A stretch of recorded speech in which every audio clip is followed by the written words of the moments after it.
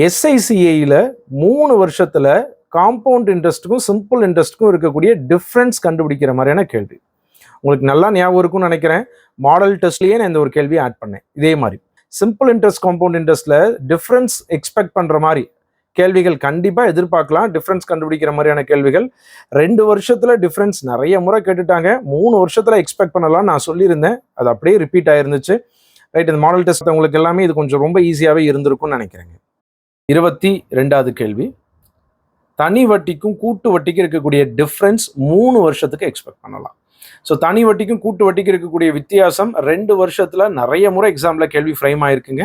So 3 வருஷத்தில் difference கேட்குறத expect பண்ணலாம், ரொம்ப இம்பார்ட்டன்ட். ஸோ ஜஸ்ட் ஃபார்முலா மட்டும் தெரிஞ்சிருந்தால் போதும். சம்ங்கிறது அசல் equal to difference into 100 cube divided by R square into 300 + R அப்படிங்கிறது ஃபார்முலா. இதில் ரொம்ப முக்கியம் இந்த ஃபார்முலா. ரைட், இதே 2 வருஷம் அப்படின்னா difference into 100 by R the whole square அப்படிங்கிறது ஃபார்முலா. இது 3 இயர்ஸுக்கு இந்த ஃபார்முலா. ரைட், இந்த ஃபார்முலா மட்டும் தெரிஞ்சிருந்தா போதுங்க, ஆன்சர் பண்ணிட முடியும். கண்டிப்பாக தனி வட்டிக்கும் கூட்டு வட்டிக்கும் டிஃப்ரென்ஸ் கண்டுபிடிக்கிற மாதிரியான கேள்வி. டிஃப்ரென்ஸ்னா டிஃப்ரென்ஸே தான் கேட்கணுங்கிற அவசியம் கிடையாது. டிஃப்ரென்ஸ் கொடுத்துட்டு இந்த கேள்வியில் அசல் கேட்ட மாதிரி கூட கேட்கலாங்க.